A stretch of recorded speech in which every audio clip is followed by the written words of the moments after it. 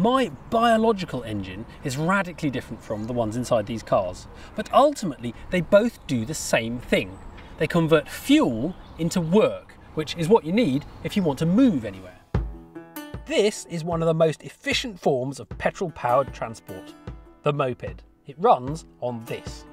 This is one of the most efficient kinds of human-powered transport, and I run on this. Both of these contain the same amount of energy, 1,000 calories. The question is, which will go further before the fuel runs out, the bicycle or the moped?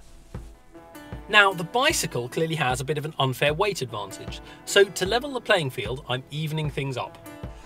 Right, both 100 kilograms.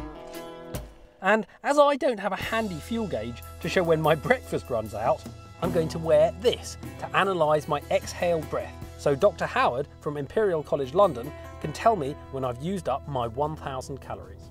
Now, time to fill up the tanks.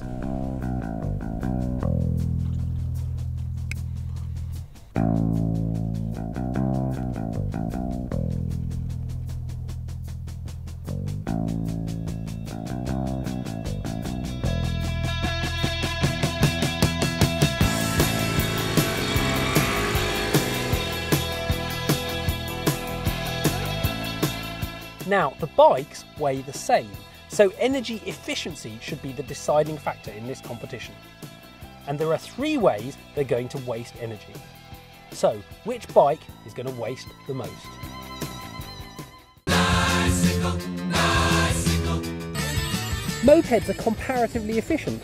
Even so, in converting the petrol to engine power, a massive 3/4 of the energy is wasted, mostly as heat. Astonishingly, my body's efficiency is pretty much the same as the moped engine. 3/4 of the energy is lost by the time my food is digested, absorbed, and turned into muscle power. All even so far, but it gets worse.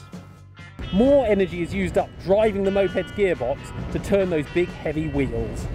It's the same story on the bicycle too, although its gears and chain make it a lot simpler than the moped.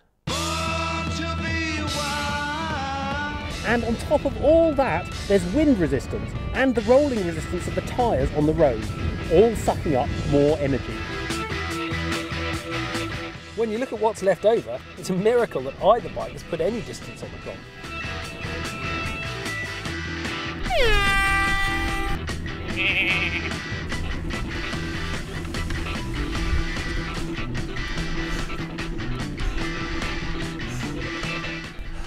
So, when you tot up all the wasted energy, who won?